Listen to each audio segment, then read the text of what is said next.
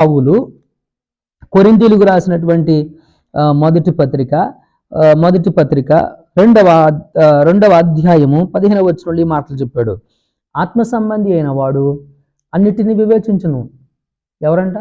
ఆత్మ సంబంధి అంటే ఆత్మకు సంబంధించిన, ఆత్మతో సంబంధం కలిగినటువంటి వారు, దేవునితో సంబంధం కలిగినటువంటి వారు, దేవునితో బంధం కలిగినటువంటి వారు అన్నిటినీ వివేచిస్తారు అని చెప్తుంది లేఖనం. కోమాట చెప్పాడు, కానీ అతడు ఎవరి చేతనైనా వివేచింపబడ్డాడు. దేవుని ఆత్మతో ఎవరైతే బంధాన్ని కలిగి ఉంటారో, సంబంధాన్ని కలిగి ఉంటారో, వాడికి ఎవరూ ఏమి చెప్పాల్సిన అవసరం లేదు.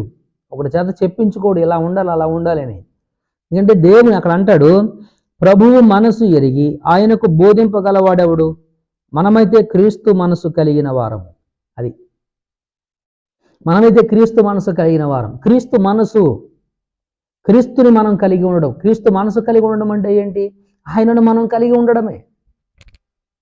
ఆయనను మనము కలిగి ఉన్నప్పుడు, ఆయనను మనము కలిగి ఉన్నప్పుడు, ఆయనను మనలోకి మనం ఆహ్వానించినప్పుడు, ఆయనను అంగీకరించినప్పుడు, ఆయన విశ్వసించినప్పుడు, మిత్రులారా, ఆయన మనలో ఉంటే మనకు లెస్సైన జ్ఞానం, మంచి ఆలోచన చెప్పి, ఆశ్చర్యకరమైన ఆలోచన శక్తినిచ్చి, అధికమైన బుద్ధినిచ్చి మనల్ని సన్మార్గంలో నడిపించేటువంటి వాడు మన దేవుడు. మిత్రులారా, ఆయన దేవుని వద్ద నుంచి పంపబడినటువంటి బోధకుడు, ఆలోచన కర్త అయినటువంటి దేవుడైన, ఆలోచన చెప్పడం ఆయన వశంలో ఉంది, జ్ఞానం ఇవ్వడం ఆయన వశంలో ఉంది, బుద్ధి ఆయన వశంలో ఉన్నాయి, అన్నీ ఆయన వశంలో ఉన్నాయి.